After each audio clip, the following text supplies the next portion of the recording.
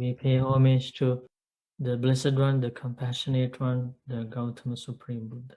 Sadhu, sadhu. We also pay homage to our teacher, Lokuswami Nohanse, who gives us all these opportunities to learn the pure teachings of the Buddha and make powerful merits to our life, and also who teaches us the path to attain Nibbana. Sadhu.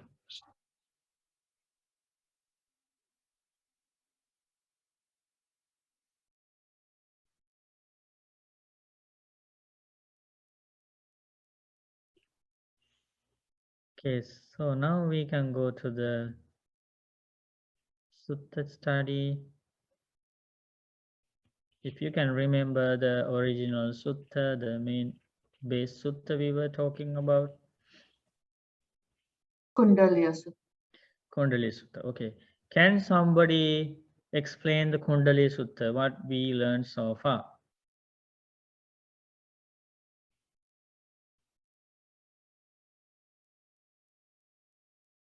Because we used so many other suttas as supporting suttas to understand the Kundalini Sutta.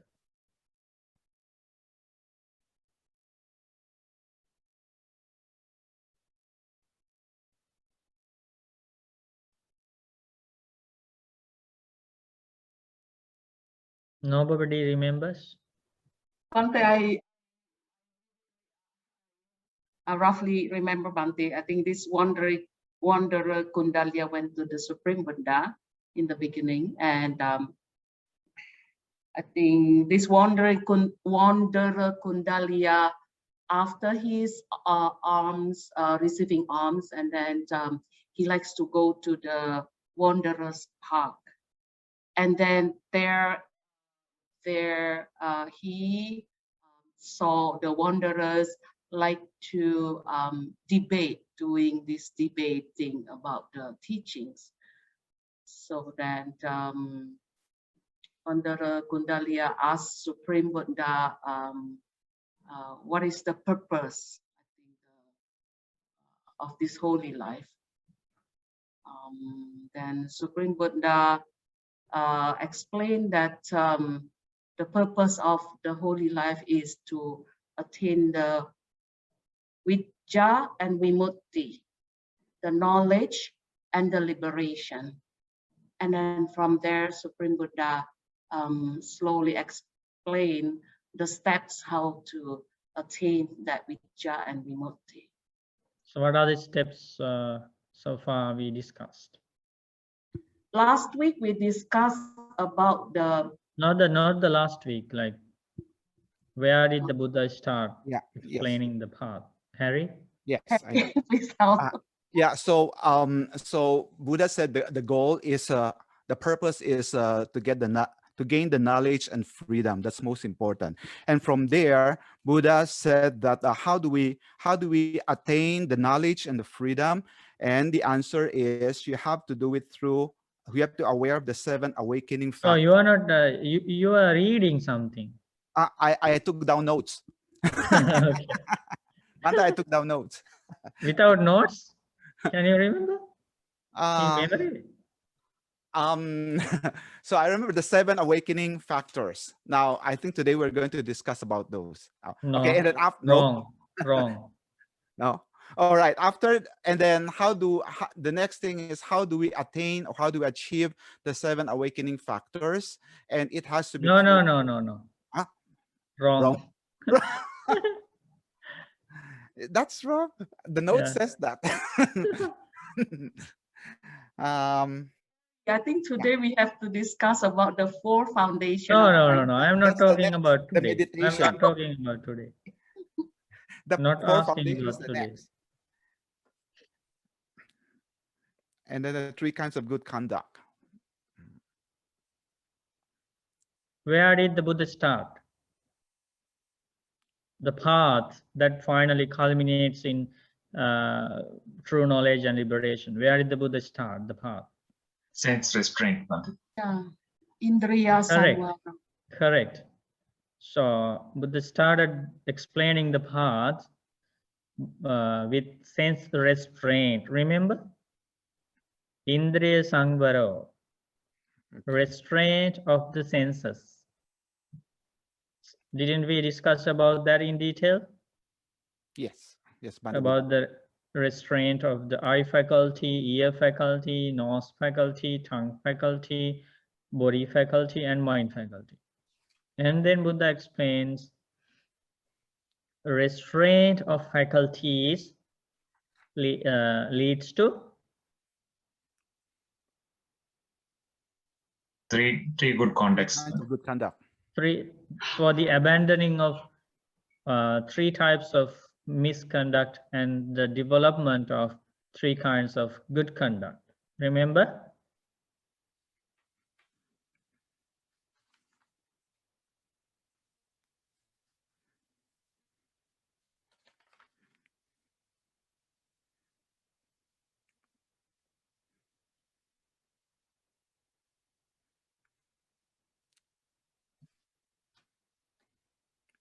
Restraint of sense faculties, when developed and cultivated, fulfills the three kinds of good conduct.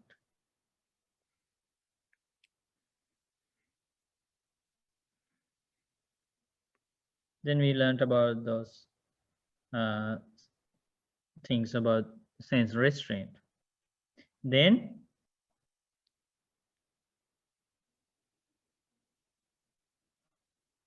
Oh. three kinds of good conduct developed and cultivated so that they fulfill the four establishments of mindfulness. So far, we learned about the sense restraint. There we learned about the lack of sense restraint and also the sense restraint. Remember? Then we discussed about the misconduct, three kinds of misconduct and three kinds of good conduct. Do you remember? Yes. Yes, we did. We learned lots of things about those. And now we have to learn how the three kinds of good conduct leads to the fulfillment of the four establishments of mindfulness.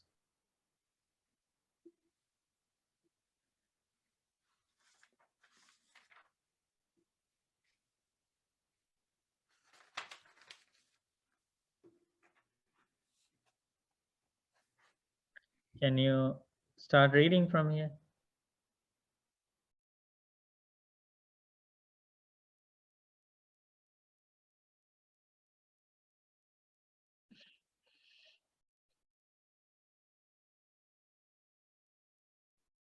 Can somebody start reading?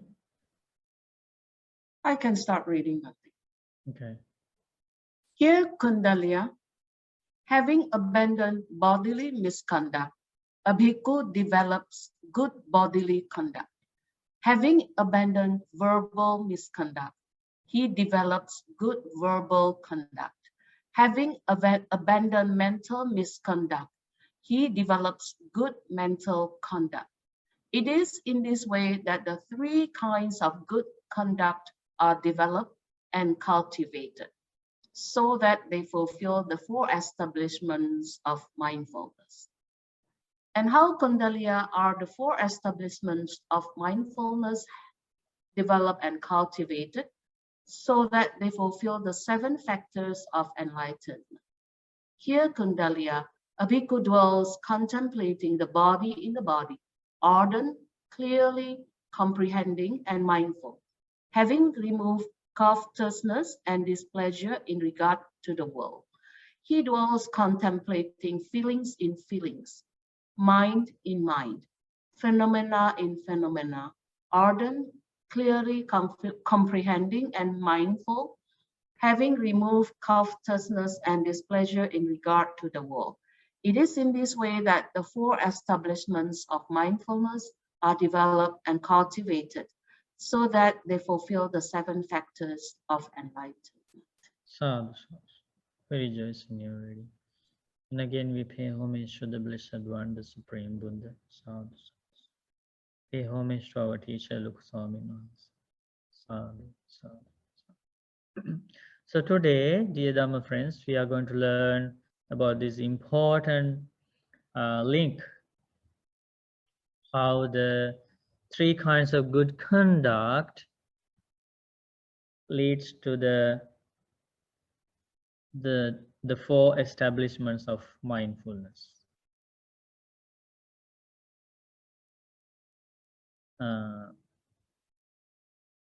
The first one of the four establishments of mindfulness is the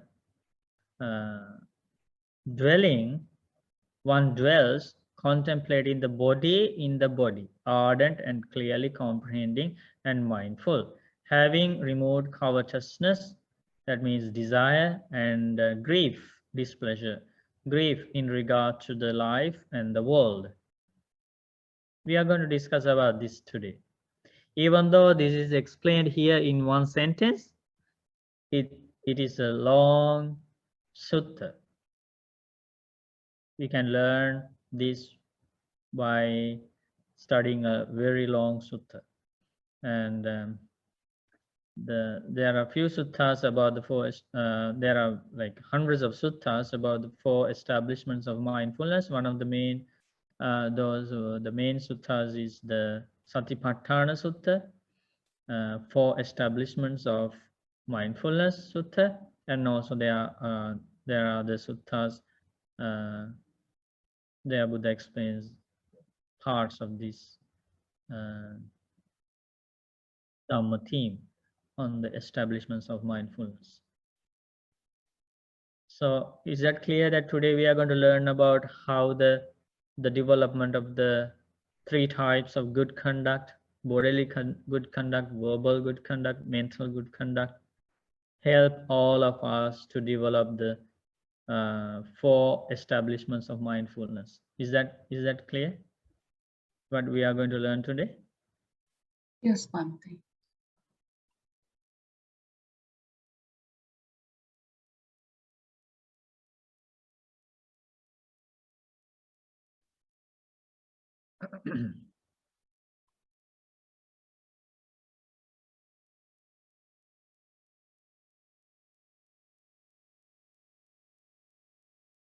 Okay, to learn about the mindfulness, establishment of mindfulness with regard to the body, we are going to use this Anapanassatisutta, and Buddha is going to teach us lots of things about the mindfulness, establishment of the mindfulness with regard to the body.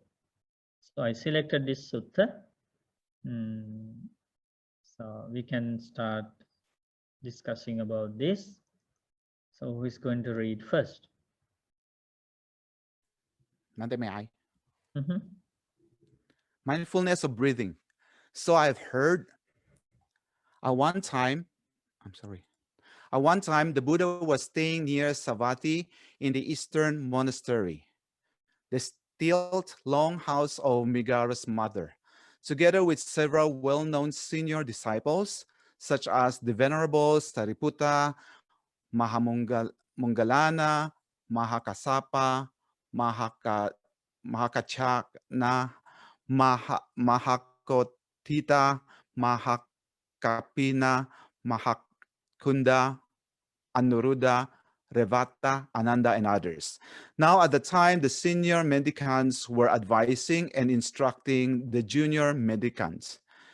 Some senior mendicants instructed 10 mendicants, while some instructed 20, 30, or 40.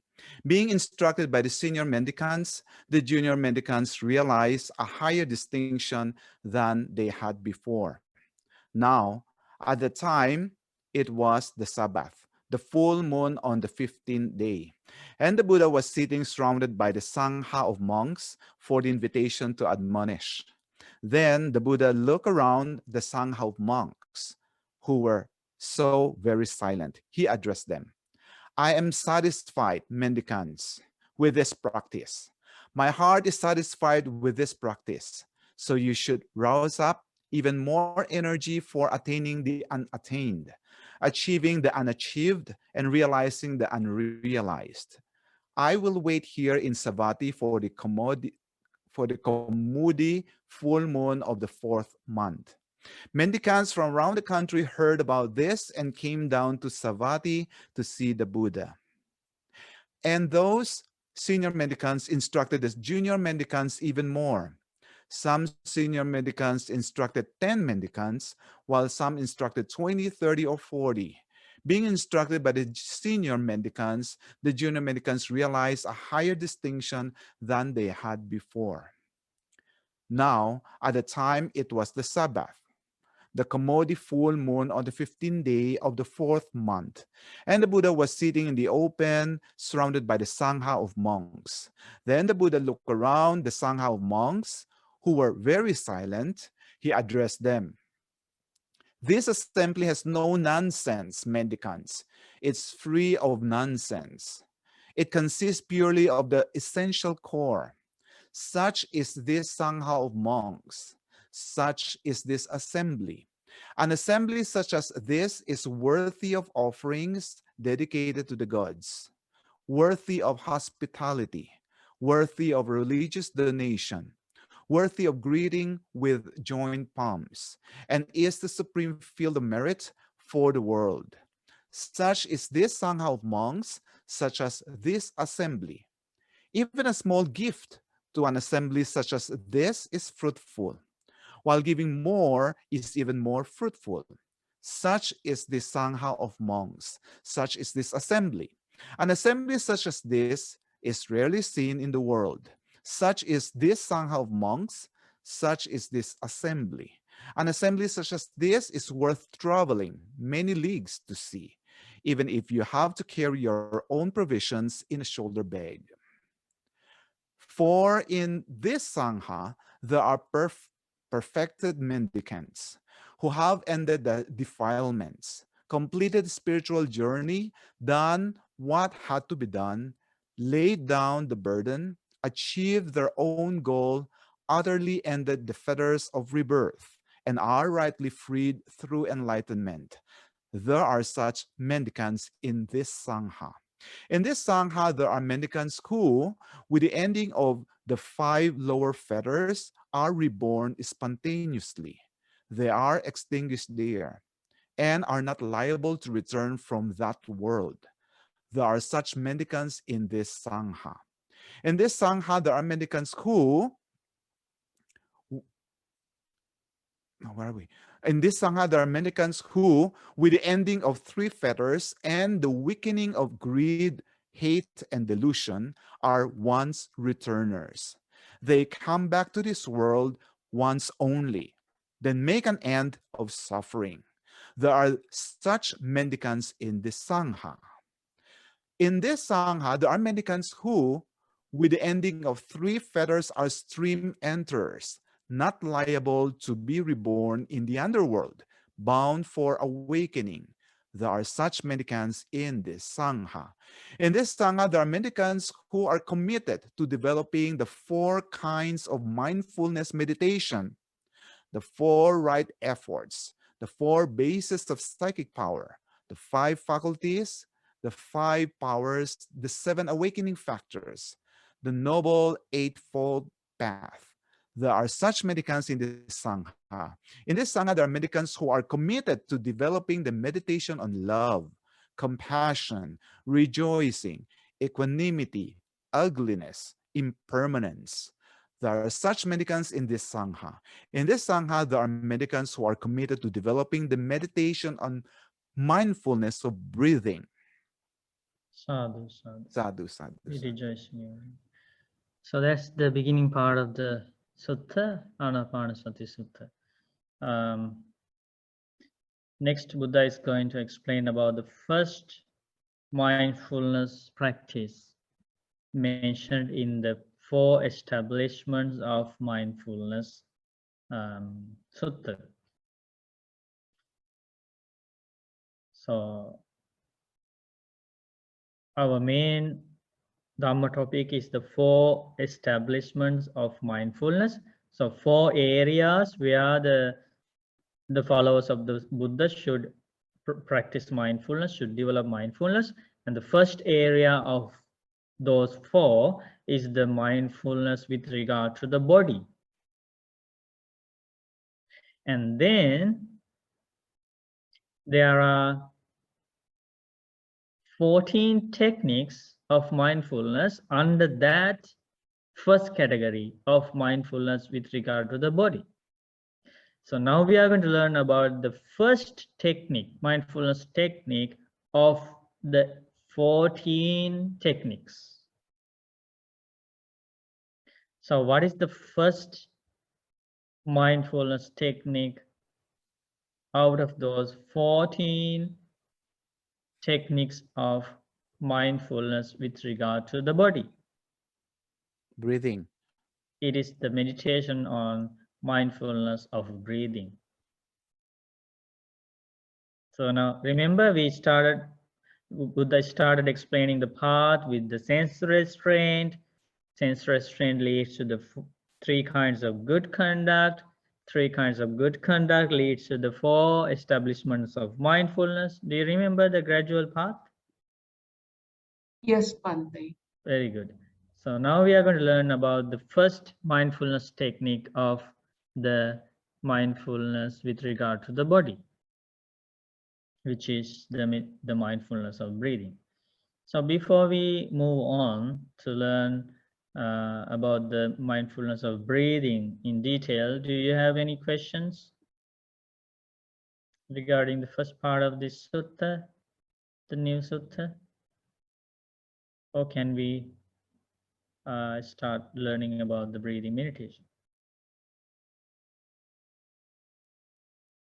Okay, I think we can learn about the breathing meditation. So this is how Buddha explained about the mindfulness of breathing. Who is going to read? Can you read, Bhante?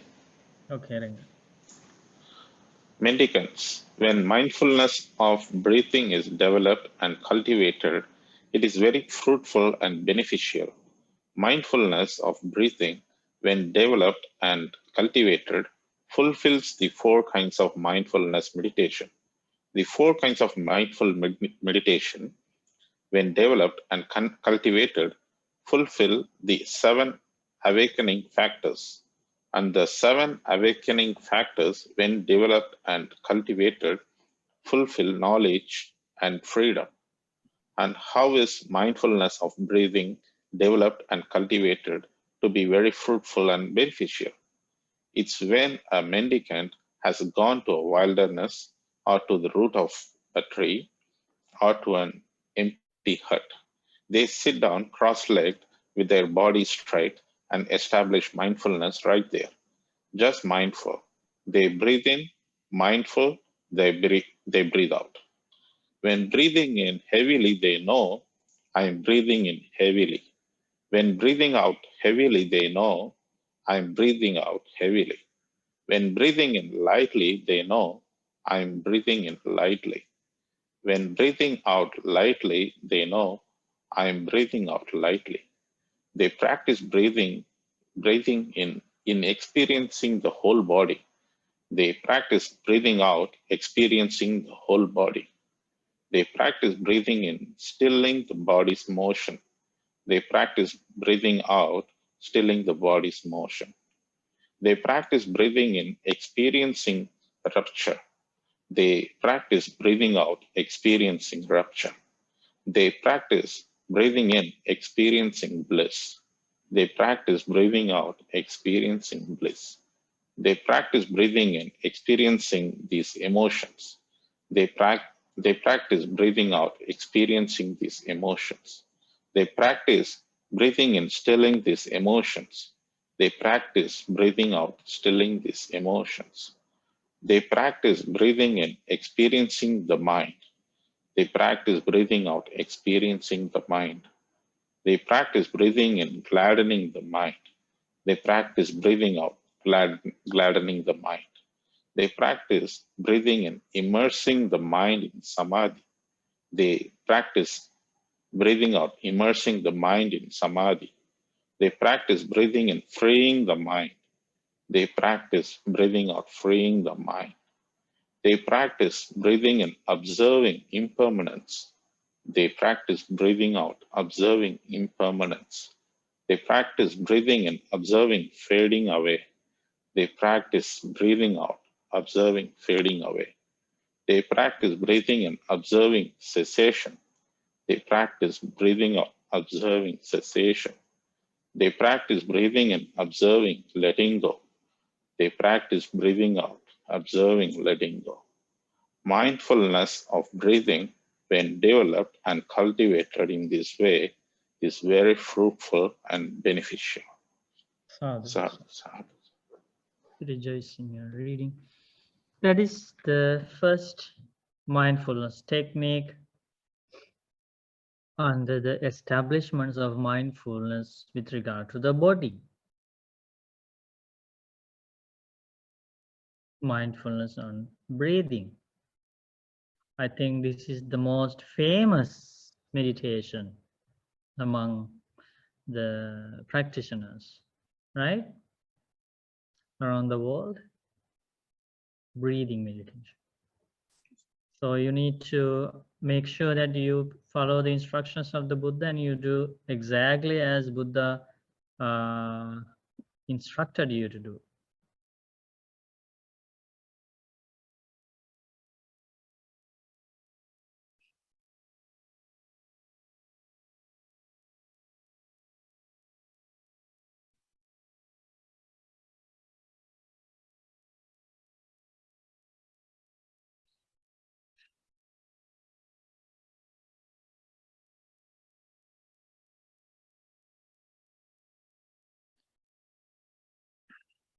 Kataman bhikkhave Anapanassatisutta kathang bhaulikata mahappala hoti mahanisansa. Ida bhikkhave bhikkhu aranyagato va rukkhamulagato va sunyagarato va nishidati pallankang abhujitva ujjunkayang panidhaya parimukang sating upattapetta. This is the preparation for the meditation. Buddha explains here, the practitioner goes to a forest or to the root of a tree or to an empty hut, empty room, secluded area, and sits down cross-legged with the body straight, back straight, and established mindfulness to start off the breathing meditation. That is the preparation for the breathing meditation. And I would highlight this word here, sit down.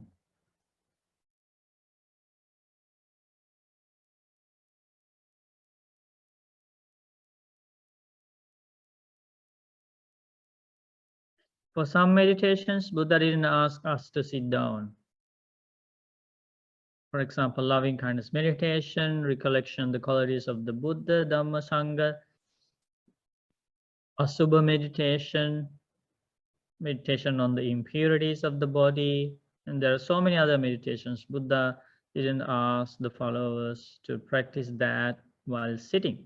Instead, Buddha encouraged them to practice those meditations in any posture. Sitting, walking, standing, lying down. But for the breathing meditation, Buddha asks the practitioners to sit down, cross-legged, with the back straight, right? So that is important. And then the practitioner starts the meditation with the peaceful, happy mind. So sato assa sati, satova passa sati. Just mindful about your natural breathing. And you will see very clearly with that mindfulness, you are breathing in, you are breathing out. And that's all you need to do if you are a beginner to the breathing meditation. That's all you need to do. And you will see this is not easy because the mind is always wandering, and that is the habitual pattern of the mind. Mind is wandering. It's thinking about the past, future, present, and all these beautiful things, chasing after sense pleasures, and all sorts of wandering thoughts. But still you try to practice your meditation by bringing the mind back to the meditation object. So you make sure you are breathing in mindfully, you are breathing out mindfully. And gradually when the mind becomes calm and settled, then you can focus on the to recognize the difference between every breath. Digang vasa santo digang asasami iti pajanati. Understanding that you are taking a long breath, you are breathing in. Digang va pasa santo digang pasasami iti pajanati. Understanding that you are breathing out a long breath, you are breathing out. Rasang vasa santo. Sometimes you are breathing in a short breath. Sometimes you are breathing out a short breath. And you are aware of it. With that mindfulness, you are breathing in and breathing out. Sabbakaya patisangvediyasa sissamiti sikkati. When your mindfulness further gets sharpened and you are calm, calming down, you understand sabbakaya. Sabbakaya means entire body of breathing, entire process of breathing. Calming down the entire process of breathing. From the point the breath enters through the nostrils and to the point where the breath goes out. The entire process of breath. You are mindful of it. And calming down that process, you are breathing in and breathing out. Bhante. Understanding, sabbakaya patisangvedi means understanding the entire process of breathing. And passambhayankaya sankarang means stilling the process of the breathing. And you will see gradually the mind becomes calm, settled, tranquil. So understanding that, you still practice breathing meditation. So up to this, from the beginning, it's all about the different aspects of in and out breath. Catherine, you have a question? Talking about the full body, breathing through you feel the full body, right? And it's like No, not the full body. Not the full body. Feeling the entire process of breathing. Not the rest of the body. Breathing Not the rest of the body. It's just focusing on the breathing, because you just started focusing on the breathing. Nothing to do with the entire body. Oh. You started what did you start with? You started with the breathing, right? Yeah. So now you are going to forget the breathing and you are going to focus the other places of the body? What happened when I do the breathing and I feel the sensation, the whole body, like Yeah, feeling that. Initially, it's pain. It's still like feeling that. Yeah. Feeling that, being aware of the tranquility, the lightness of the body, the tranquility of the body. You still focus on the breathing. Oh. You're not going to explore those areas of the body. Okay, in that part of my body, I feel some tension. In that part of the body, I feel some cold. You're not going to do that. But they just breathing itself, not letting it go. Oh, okay. I don't bother it. I sense it, but I let it go. And it comes up and it goes away by itself. When I notice, I say, okay, I notice you're there, the pain is there, but I ignore it. Right? Yeah, you just be aware of it. So and do then I come back still stay with the breathing. Yeah, still stay with the breath. Oh, okay. Okay, otherwise Otherwise, you are not doing the breathing meditation. You will be doing something else. Yeah, because like for me, it's like the sensation is in the whole body. So the mind is. Yeah, it is explained here. Buddha explains So here. it's Yeah, Buddha distracted in a explains sense. further. Piti patisangvedi. When the meditation is taking off well, the practitioner will experience rapture in the mind, the happiness, joy in the mind. Mm, Understanding the joy, mm, piti patisangvedi, understanding the happiness of the mind, the practitioner mindfully breathes in, okay, and mindfully breathes out. Piti patisangvedi pasasissamiti. Sukha patisangvedi. When the meditation is developed gradually, the practitioner will understand the bliss, the happiness of the body, understanding that, knowing that, being aware of it. The practitioners practices breathing meditation. Okay, Sukha patisangvedi pasasissamati shikati is breathing out, understanding the bliss. So now you can see all these beautiful qualities are appearing with the meditation. Rapture, happiness, bliss, joy, all these things. So there is this happiness, joy, bliss in the material world as well, right? When you eat something, you feel happy. When you do something like entertainment, you feel joyous, happiness. But there is a difference. This happiness, this rapture, this bliss coming from the meditation is called niramisa piti, niramisa sukha. That means spiritual happiness, spiritual joy, spiritual bliss. And this happiness was praised by the Buddha. Everybody should try to gain this happiness, this joy, this rapture. And Buddha discouraged gaining the happiness connected with material things. He didn't encourage. But for this, Buddha encouraged all the time.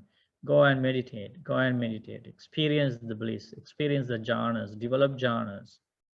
Because this is not connected with material things. This is not connected with defilements. This is not connected with unwholesome things. All these factors lead to the noble qualities. So Bhante, question about this rapture and bliss. So that means once that happened, nobody can explain how it is, right? Like in we cannot say it, right? Like we cannot express it in words. It has been explained by the Buddha, and Buddha has explained like except Buddha, right? For similes. people, normal people, ordinary people, they No, can. normal people also can understand, because Buddha has explained with similes, this is the kind of happiness you are going to experience. And there are some other suttas where Buddha explains the happiness of the first jhana is like this, the joy of the second jhana is like this, and the equanimity of the third jhana is like this. The feeling of adukkama sukha, that means neither pleasant nor unpleasant, it is like this. So Buddha gives similes to understand the different feelings connected with different levels of jhanas. So with that, people can understand which jhana they are practicing right now. So Bhante, is there any signs or any object or symbols to reflect the bliss, the rapture? Some people we have heard some people experience different kind of lights, some signs and all these things, but like maybe it is not that important to chase after those lights, signs, and shapes. That is why Buddha didn't mention about those things, but they can appear. within jhanas, but there is no any focus on them. No need to have any special attention on them. Your special attention always should be on the meditation object, either breathing, either the mindfulness on the impurities of the body, mindfulness of the elements, mindfulness of the impermanence of the sense faculties, like that. Your focus should be there. Okay, thank you, Bante. Rob?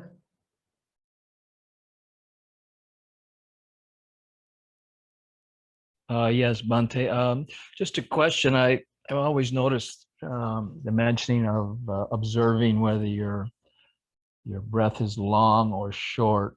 I guess I think in terms of a deep or shallow. I always find that the breathing is very consistent. I mean, that's what makes it difficult to observe, that the breathing is so consistent, it doesn't vary, so it's really hard to notice any differences. And I mean, the longer after 1 minute, it gets a bit more consistent. After 2 minutes, it gets a bit more consistent. So it's the consistency that makes it a little difficult to notice any differences or changes in the breath. It might be easier, I guess, if there were more variations in the breath. Just a thought. Yes. Yeah. So, but yeah, as you explained about the consistency, but on the other hand, when the mindfulness is sharpened, it helps you to understand the difference between long breaths and short breaths. So your mindfulness is sharp. I see. So with more mindfulness, you might notice some subtle differences. Correct. Thank you. Bante, I have a question. Another question on breathing, concentrating on breathing. Like, is it possible that I'm feeling it different? Because sometimes I feel one nostril is breathing warm air, and coming out is cold air, the other nostril. Is that part of this kind of breathing practice, or am I imagining? And sometimes it's like both coming out at the same time. Yeah, just that you can just think it's a normal thing. That's normal? Yeah, it's a normal thing, but you just need to focus on all the steps shown by the Buddha here. Yeah. Yeah. And also some kind of sensation that when I breathe, like concentrating, like on the triangle of the above the upper lips, within the two nostrils, right? Yeah. Like, is that normal though? I feel sensation there, but I don't know if it's I think it's a normal thing. Oh, okay. Thank you. Bante, Yes. if say you're sitting cross-legged and now and you're in breathing meditation and pain starts to come, how do you deal with that? Like, at first I'll just I just sort of be with it as I'm breathing, but at a point, if there's a point where I change position, say straighten my legs, but I stay seated upright, should I change my meditation or should I stick with my breathing? Yeah, you can just change the posture. But okay, so when they change posture, is that posture to standing or walking, or posture, say, to just stretching my legs out? Is that it's stretching legs. And if it is still harder and your mind is not focused and you feel like restless, then then you need to change the posture, sitting posture, to walking or standing, and maybe you even have to change your meditation object temporarily, like you do some metta, you do some Buddha Anusati for a few minutes as a temporary meditation object, and then you understand that your mind is very well settled now, and then you go back to your sitting posture and start doing the breathing meditation. And one more question. I've noticed in breathing meditation, sometimes when I'm starting to calm down, I feel pleasure when I can feel a subtle pleasure in my body when I breathe in and a subtle pleasure when I breathe out. Do I focus on do I just acknowledge that and then look at the breath, or how do I deal with that? Yeah, just acknowledge that, just recognize it, recognize that these are the jhana factors that Buddha mentioned in the discourses, and so that means I am on the right path, and it's a great gain. That it's a very rare in this world to gain this kind of bliss, this kind of rapture through the spiritual training, and just like that, you acknowledge that, and you understand that these are the signs of the first jhana. So I am practicing right. With that understanding, you still focus on the breathing and you continue your meditation. Thank you, Bhante. Good.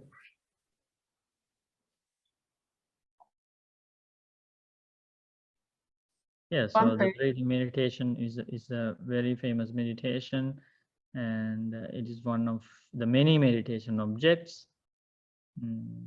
And lots of people like to do breathing meditation, but for some people it's not easy because it's a very subtle object to focus on the breathing. So some people practice loving kindness meditation mostly. Some people practice breathing meditation. What is your question, Linda? Bhante, I just want to ask Bhante, is sukha denotes more for the pleasure of the body, Bhante? Yes. Body. Yes, PT always relates to the mental happiness. Yes. Mm. And then Buddha explains here, Chitta Sankhara Patisangvedyasa Sissamati Sikkati. So when the meditation is developed gradually and the jhanas are appearing, the jhana factors, the meditator is experiencing the jhana factors, the rapture, bliss, unification of the mind, and now he can focus on the still focus on the in and out breathing, at the same time understanding the Chitta Sankhara. Chitta Sankhara means Sanya Vedana, the perception and feelings. Understanding the perception of the different feelings, perception of the breathing, and happy feelings, pleasant feelings, blissful feelings, understanding all these things till he trains in the breathing meditation. So Chitta Sankhara means perception and feeling.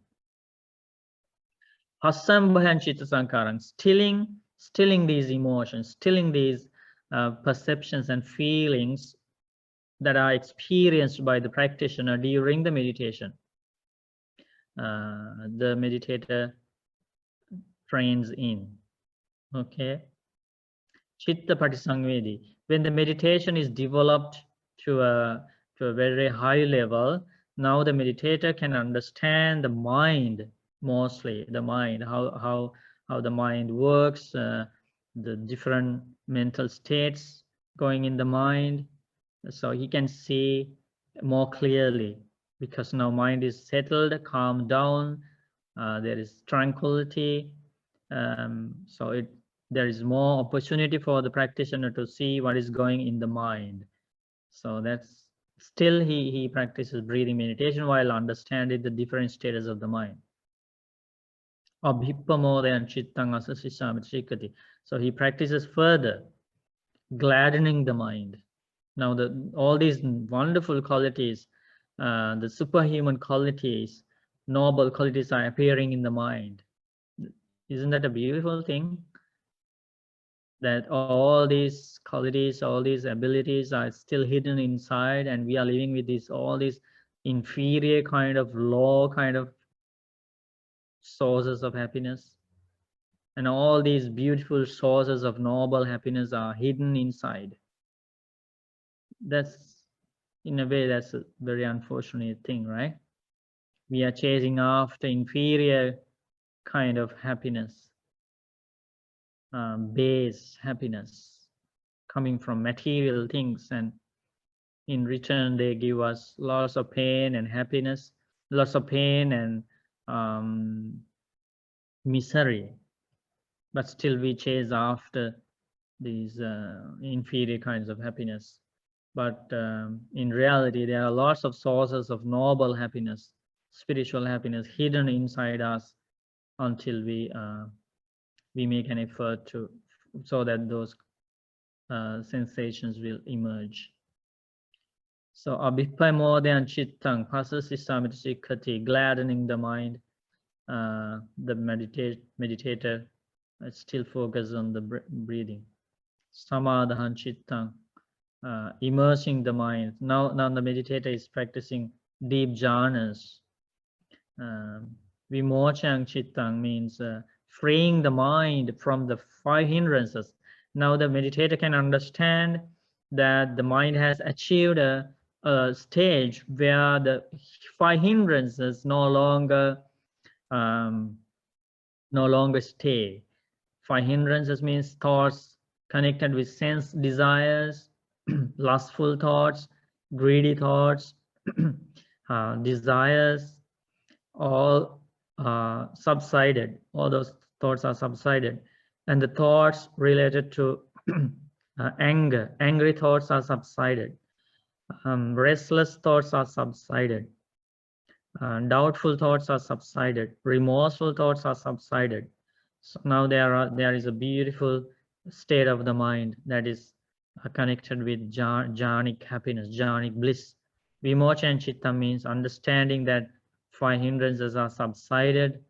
The meditator focuses on the breathing, and now the meditator experiences amazing jhanas,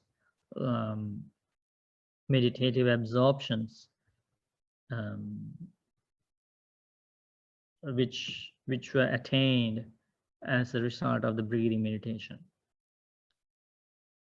And then Buddha explains, by experiencing the higher levels of jhanas, because the mind is very well settled and focused, now the meditator can direct his jhanic mind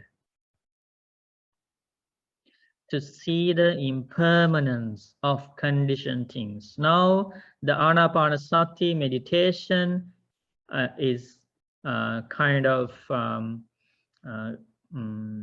Anapanasati meditation has given the opportunity to the practitioner to do the vipassana.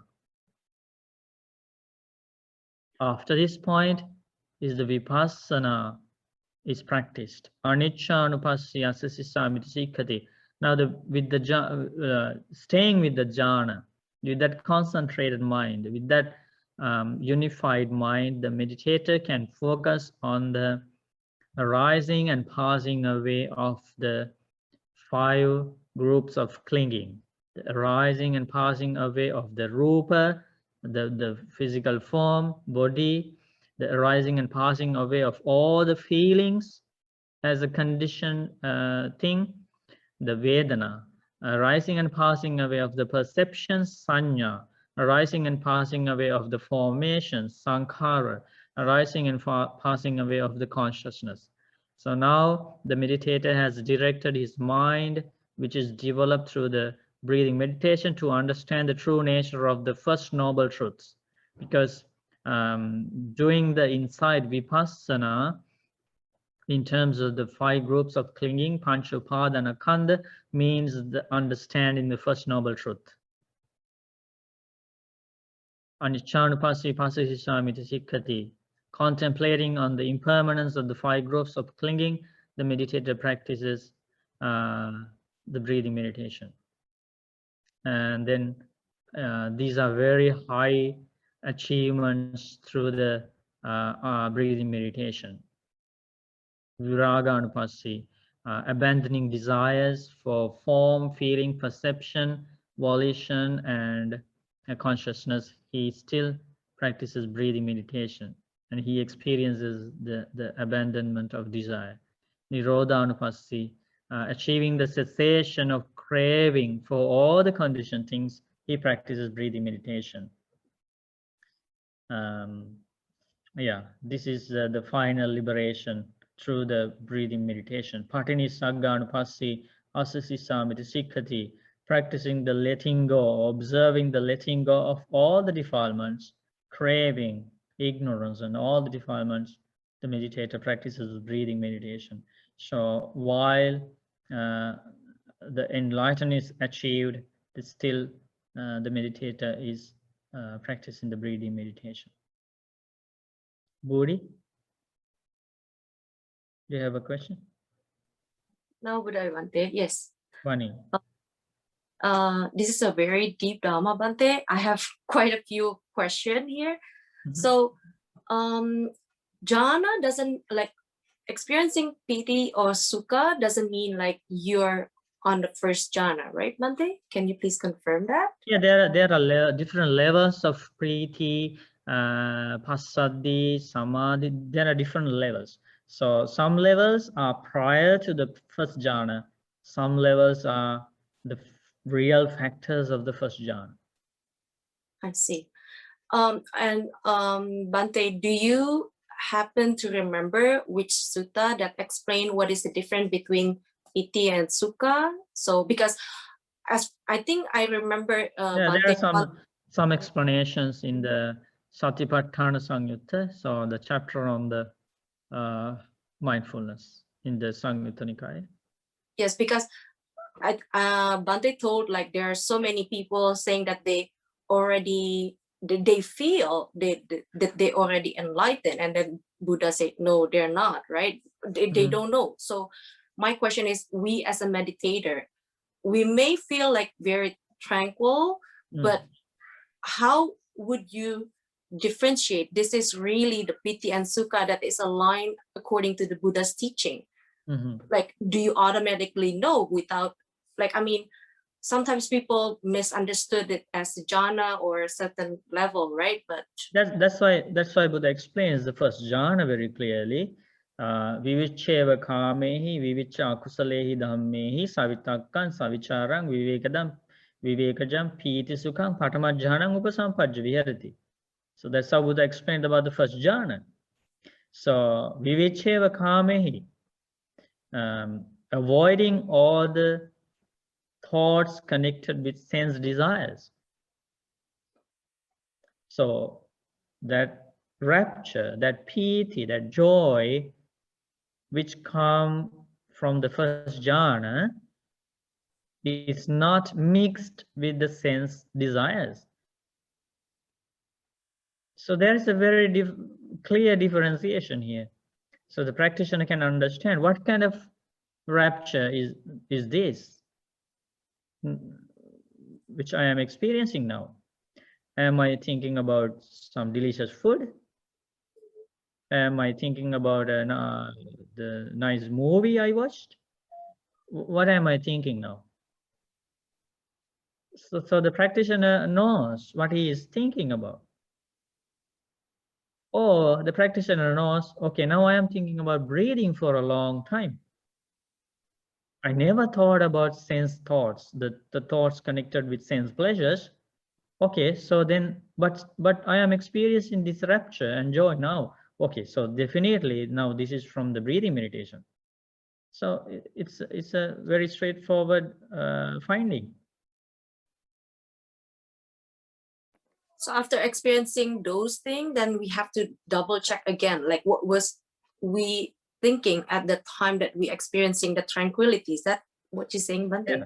Because Yeah. obviously those people that think that they already achieved certain stages of jhana or think that they already enlightened, they think that they're already there. The jhanas is one thing, enlightenment is another thing. You are right. Some people, because this jhana experience, this bliss coming from jhana is something extraordinary. It surpasses all the human pleasures, and it's a very exciting thing. So people, when they experience something unusual, very strange and very exciting, they conclude that this experience may be stage of enlightenment. That's where they go wrong. It's nothing to do with enlightenment. They are the factors of the jhanas. They are the levels of the jhanas.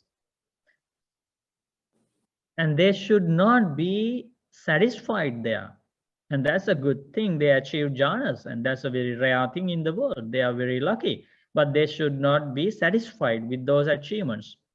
They should not conclude those jhanas to the stages of enlightenment. They should not overestimate their achievements. So they should think that I have a lot to do in the path to attain enlightenment. So they should continue their practice. But yes. Bhante, sorry, but isn't that a pitfall also? Is if, say, you reach or you feel something, then the next time you go into meditation trying to search for it or trying to grab onto what you found the last time, isn't that a pitfall also? That's an obstacle. That's an obstacle. You shouldn't do that, because when there is a longing in the mind will be restless. It's not encouraged. You just forget everything about past. And also, did you notice that key word that you should not do the meditation with such longings, such desires, such expectations? Let me show you that key word that Buddha explained.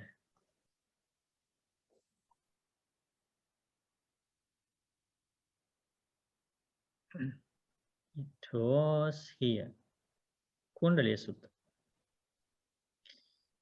A bhikkhu dwells contemplating the body in the body, ardent, clearly comprehending and mindful, having removed covetousness. This is the key word. Vinaya loke abhijja domanasam. You have to abandon all expectations, desires, longings, everything. Otherwise, mind will be restless. And also you have to abandon all the grief, pain, sadness, worries, upset minds, everything. Otherwise, that's why before we start the meditation every day, we ask you to have a happy mind, right? Thinking about the benefits of the meditation, about the good karma of mental development, of the powerful good karma of bhavana, and all these things, because a happy mind, joyful mind is the beginning of a good meditation. You cannot meditate thinking, oh, last time I achieved powerful jhanas, or this time I don't think I can achieve those, or I'm very unfortunate, what happened to my jhanas? All these sad thoughts are not going to help you. So, Bhante, on this same line, that same line there, they remove the desire. If people remove the desire, their covetousness, and that would be without a dream. Is that true to say that? Without a dream? Yes. Like Dream when you of get up, you're free of dreams. The last night or any nights for a long time, you don't have dreams, bad dreams or good dreams. So there's no hint, like anything that remains in your mind for a long time, that you already removed it, in a sense that people feel that it was removed. Is that right to say that? At that stage? Yeah, you shouldn't think about dreams as well. Dreams is like an attachment, right? Like you already have it in your mind. Yeah, thinking about dreams, this and that, you right. cannot practice meditation. You have to abandon thoughts of dreams. Yeah, if it's abandoned, that means that people don't have dreams, right? Like they would not have dreams. No, you cannot have control over dreams. But some people said they could, because it's not that they're controlling, it's automatic, because they practice it for so long, and the dreams doesn't come into their. The only way is there is a way to avoid evil dreams, the way to avoid evil dreams is the loving kindness meditation. Practice loving kindness meditation frequently is the way to avoid evil dreams. But for any dreams, is that part of this here, this line there? No. You know, if you have desire about past dreams, yes, it is included here. Then you should avoid those thoughts. Covetousness means the translation of the abhijja. Abhijja means greed, desire, desires for anything. Greediness, yeah. Okay. It's important. Okay, thank you. Rob? Yes, Bhante, just a question, or I notice sometimes when I do the breathing meditation, after a while I can get into a better state, a calmer state. I don't know if I call it a jhana or anything like that, but I also know that I notice that can be very fragile. Like you can, we'll say advance and move up towards a better state, but it can be very fragile. You can slip back. You can sort of have a slippage back and forth, whereas I guess you would kind of hope to be ascending, but sometimes you just descend, you get stuck in that pattern. Yeah, going back and forth. Yeah, that's typical, or I guess that's a matter of time too, if you do it for a longer time. Needs lots of practice. Right. Just a matter of practice, eh? Yeah. I see. Okay. Thank you. Good. Any other questions? Yes, Bhante. So back to the technique again. So breathing in and out should be the main focus, right? And piti and sukha comes naturally if you gain. It's totally a natural effect of it shouldn't be your goal or something, right? Yeah, it is that happiness, that rapture cannot be gained like wishfully or forcefully. That's not the path. It's a natural thing and it will happen in your mind. Just observe it. Don't try to alternate it or adjust it or whatever. Just focus on the breathing, and more happiness, more joy will be the result. If you try to evaluate or analyze that joy or rapture, you will lose it. That will be the result. Yes. Because when you focus on the rapture and joy with the intention of adjusting it, that means you have forgotten your meditation object. So you are going to lose the concentration. So that rapture and joy was the products of the concentration, and concentration was the root cause. If the root cause is abandoned and forgotten, the effects will be gone.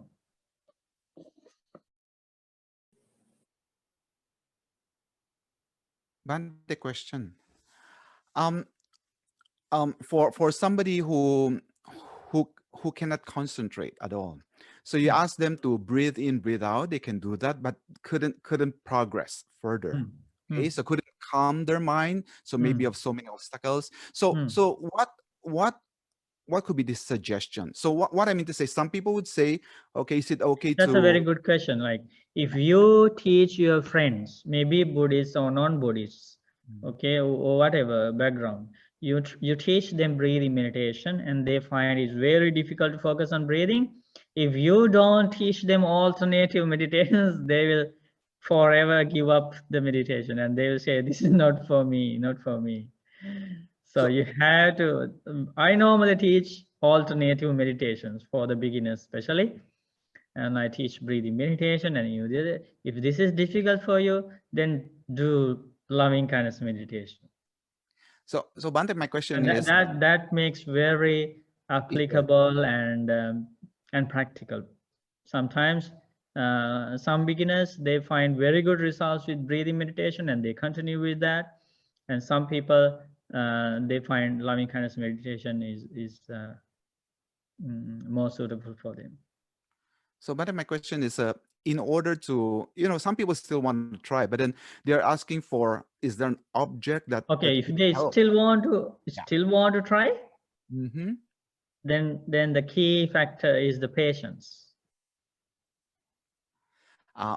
So what I'm driving us is, for example, the pendulum, right?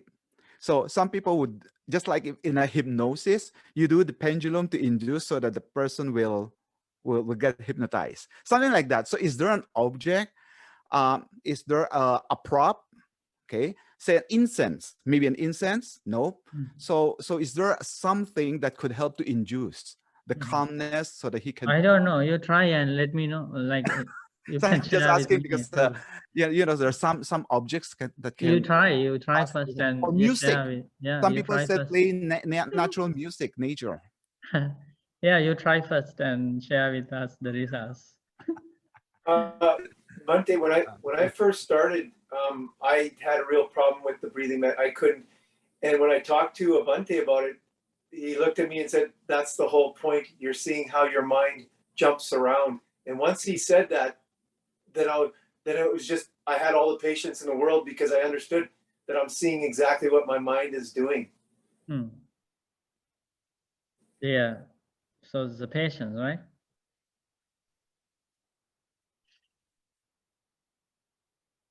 Patience needs for everything.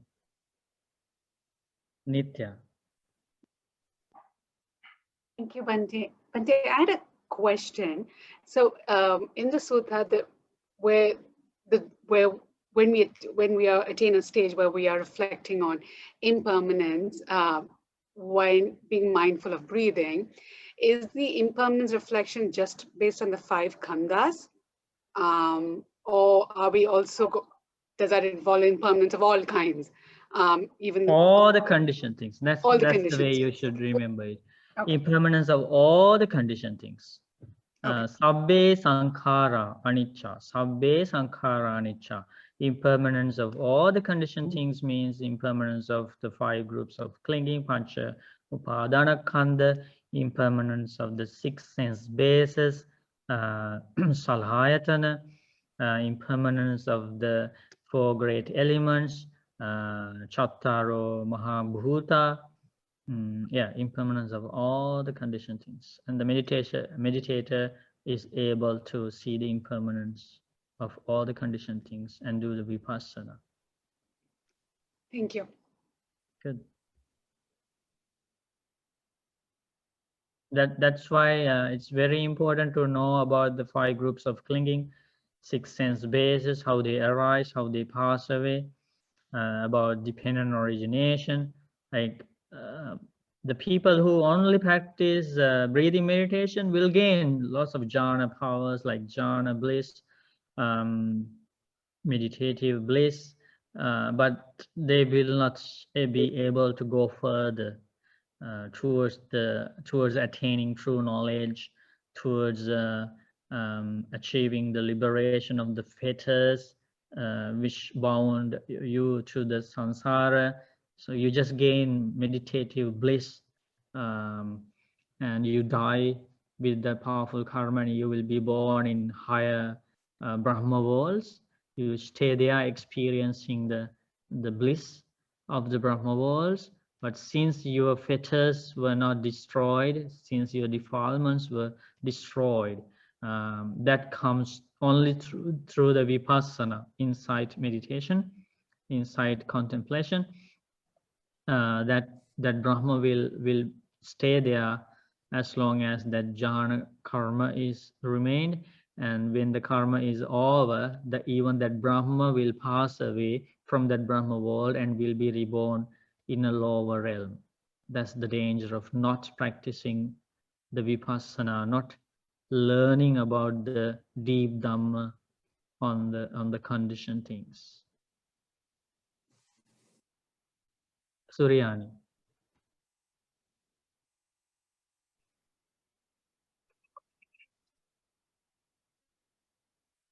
So Namo Buddhaya Bhante. Yes.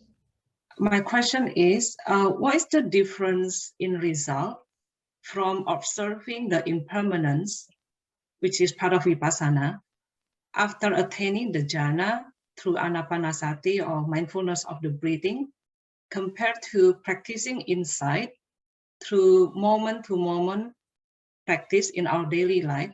So for example, when there is unpleasant feeling arise, we try to be mindful of that unpleasant feeling and then, see how it arises, investigate the conditional factors of its arising, and then observing its passing away. So what is the difference of these two ways of insight practice? Yeah. So before talking about the difference, I would first say that both of those practices are very powerful, very effective, and you will gain amazing results. Okay. And if we want to talk about the difference, Buddha explains the difference. The vipassana, which is practiced after the samatha, after the calming, is called samatha pubbangama vipassana.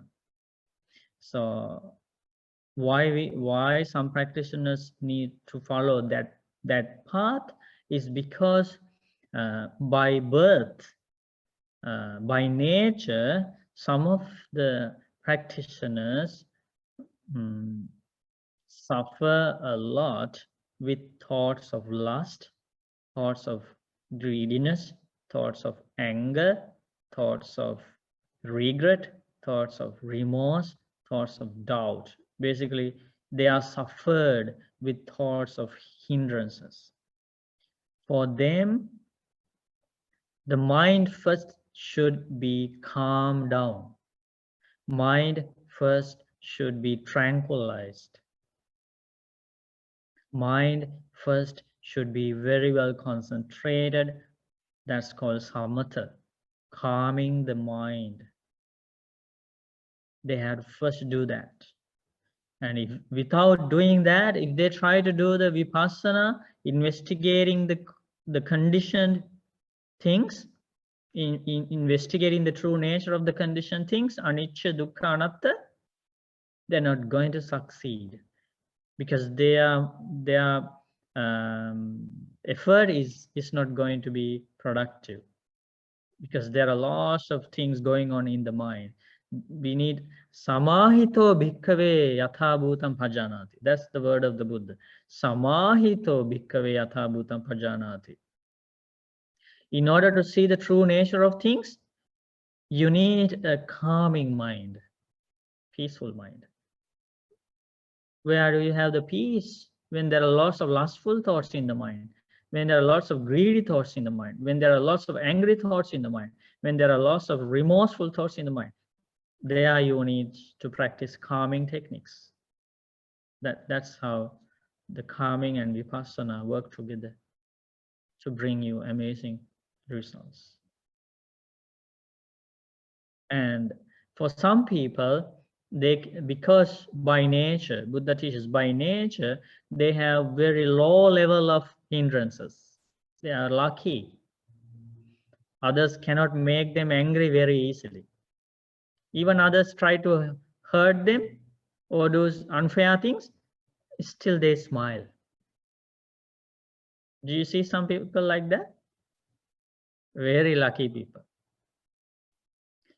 Some people, you don't need to do so many unfair things. You don't need to do so many things to make them angry. Very little thing enough. They will keep that anger for weeks, for months, for years, for lives. You just do, it's a very little thing. Which category you fall in? So you can see about your own self, okay?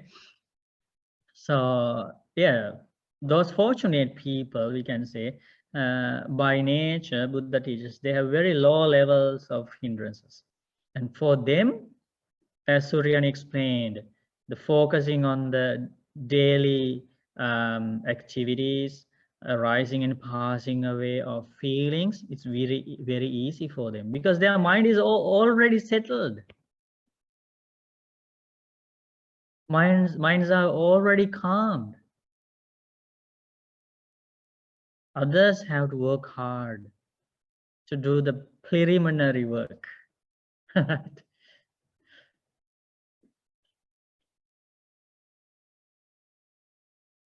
Okay, Suryani?